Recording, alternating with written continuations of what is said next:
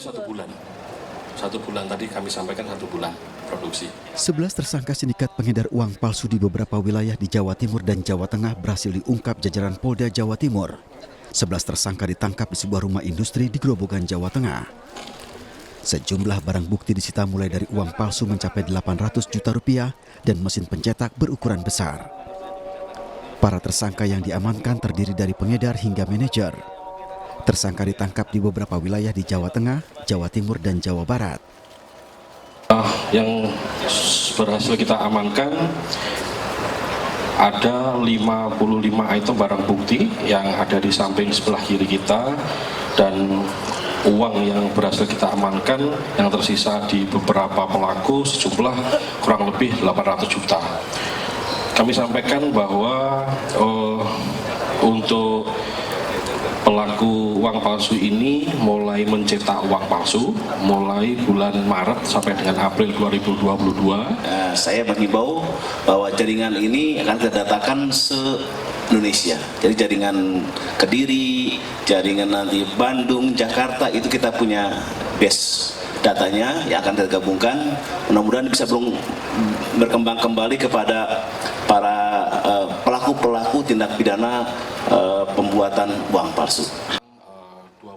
Akibat perbuatannya, 11 tersangka terancam pasal 36 ayat 1, 2, dan 3 tentang uang dan hukuman maksimal 15 tahun penjara dan denda senilai 50 juta rupiah. Dari Surabaya, Jawa Timur, Rahmat Ilyasan, iNews melaporkan. Viral di media sosial, seorang pria melakukan aksi pemalakan di Jalan Lintas Sumatera, Kecamatan Natar, Lampung Selatan, Lampung. Ya, pelaku memaksa meminta uang dan menantang untuk saling adu tembak.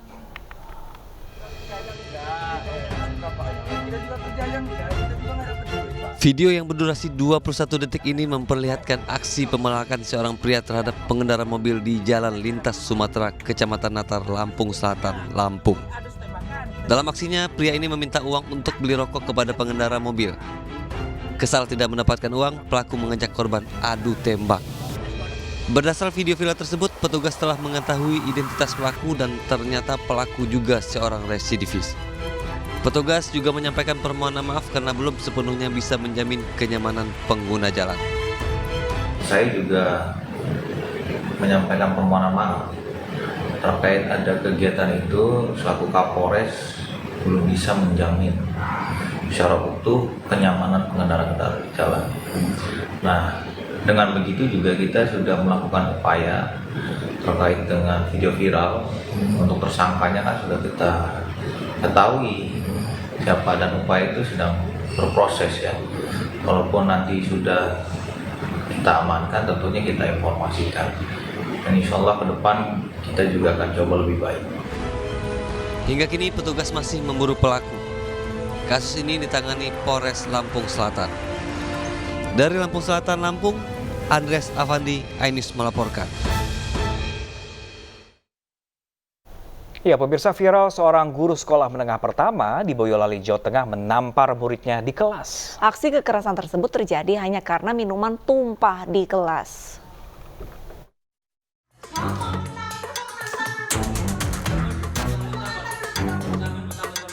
Aksi kekerasan yang dilakukan seorang guru terhadap muridnya ini direkam oleh salah satu siswa. Kekerasan terjadi di Sekolah Menengah Pertama Negeri 1 Sawit, Boyolali, Jawa Tengah. Saat guru menampar korban, murid lain mencoba melerai. Dinas Pendidikan Kabupaten Boyolali membenarkan peristiwa yang terjadi pada Selasa kemarin. Pihaknya masih mendalami kasus tersebut. Kepala Disdikbud Boyolali, Darmanto, tidak membenarkan aksi guru yang melakukan kekerasan fisik kepada muridnya. Gitu kan, Pak Polisi juga dengan mengadakan mediasi itu kan artinya diselesaikan secara kekeluargaan. Tapi bukan berarti permasalahan itu sudah selesai sampai di situ. Saya kan tetap harus mengambil pelajaran dari hal itu. Pak, misal syarat perdamaian itu ada mutasi gitu, nanti distrik menyetujui. Mutasi kan kewenangan Bupati. Setelah video kekerasan tersebut viral, kegiatan belajar mengajar di sekolah tersebut masih tetap normal. Pihak kepala sekolah hingga kini tidak bisa dimintai keterangannya. Badan Perlindungan Konsumen Nasional menyampaikan 2 rekomendasi kepada pemerintah terkait peredaran obat sirup yang mengandung EG dan DEG yang diduga sebagai penyebab gangguan ginjal akut. Ya, pemirsa, BPKN juga akan membentuk tim pencari fakta dengan berkoordinasi bersama sejumlah pihak termasuk kepolisian dan juga kejaksaan.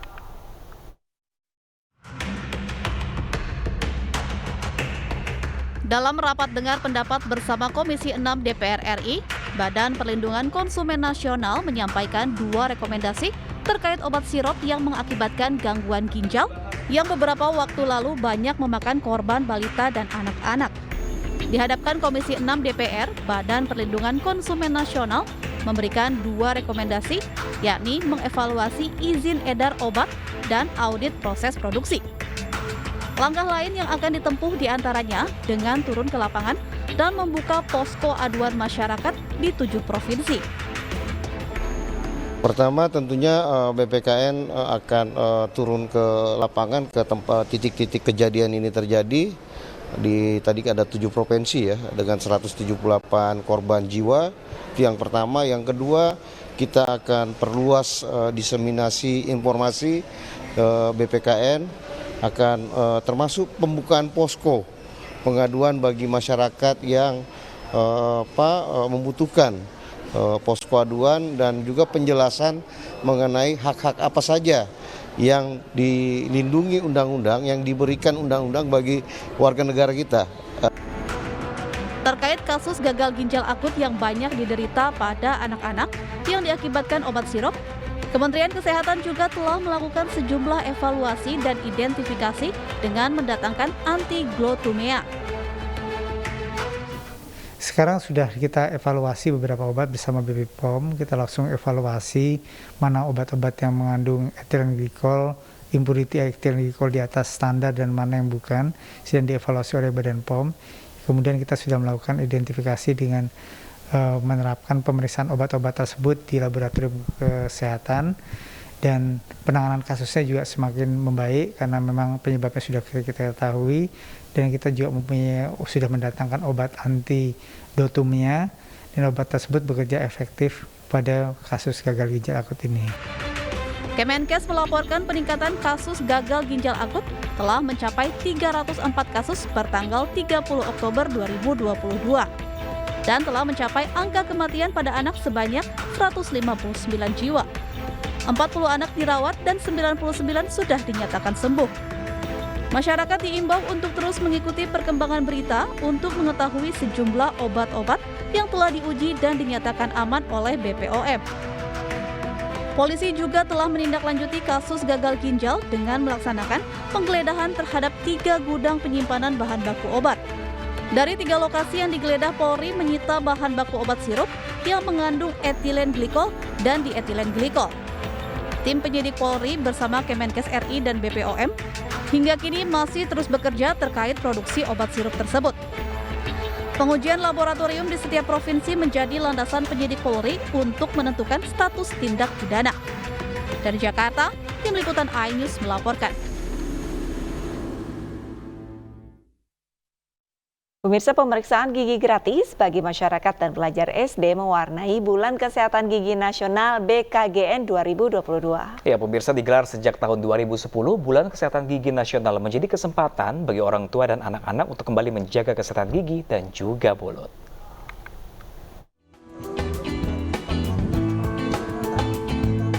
Pelajar dan masyarakat antre memeriksa gigi gratis dalam rangka Bulan Kesehatan Gigi Nasional BKGN 2022 di Rumah Sakit Gigi dan Mulut RSGM Unair Surabaya, Jawa Timur.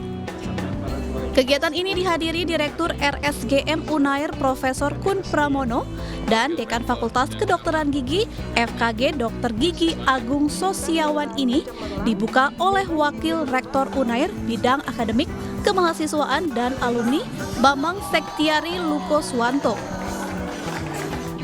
Berdasarkan riset Kesehatan Dasar Rikesdas 2018, prevalensi gigi berlubang pada anak usia dini sangat tinggi, yaitu sekitar 93%. Artinya, hanya 7% anak Indonesia yang bebas dari karies gigi. Sedangkan indeks rata-rata karies rusaknya lapisan dan struktur gigi terjadi pada 7 gigi pada tiap orang. Dengan target usia 50 tahun memiliki 20 gigi dan usia 12 tahun bebas karies gigi. Kami juga memberikan edukasi pada anak-anak ini agar memiliki kebiasaan membersihkan gigi pagi dan malam agar mereka terbebas dari karies dalam usia sedini mungkin. Kita kembali pada hal yang menjadi concern kita bersama, bagaimana kita bisa memulihkan kesehatan masyarakat kita, terutama yang terkait dengan kesehatan gigi dan mulut, yang sementara ini di era COVID-19 kemarin sempat mengalami dalam tanda kutip kemunduran dari aspek pemeliharaan kesehatannya. Bertema Pulih Bersama dengan Senyum Sehat Indonesia, kolaborasi Unilever Indonesia melalui brand Pepsodent bersama PDGI, Afdokgi, dan ARSGMPI memberikan edukasi, konsultasi, dan perawatan kesehatan gigi serta mulut gratis.